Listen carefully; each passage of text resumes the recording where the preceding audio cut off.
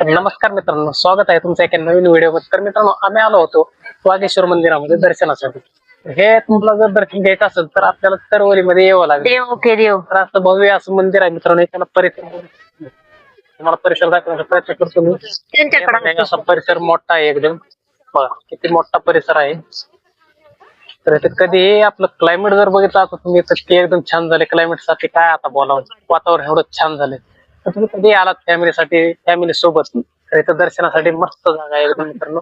आणि एकदम जास्त मंदिराच्या एकदम समोरासमोर आपले छत्रपती शिवाजी महाराजांचं दर्शन होतं मित्रांनो. इकडे एकदम शांत वातावरण आहे मित्रांनो. इकडे गडासारखं एकदम वाटतं, म्हणजे असं की गडावरच आपण फिरायला आलो काय. इथून जर खाली बघितलं तर एकदम डोंगर आहे, गाव आहे तिकडं, गाव असल्यासारखं वाटतं. आम्ही पण नवीनच आलो इकडं.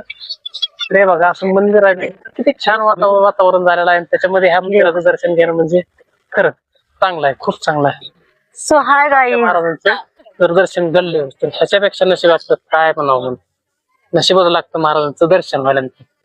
चला मित्रांनो, व्हिडिओ जर आवडला तर व्हिडिओ नक्कीच बघा पूर्ण. असं वाटतंय काय नाही, कमेंट मध्ये सांगा.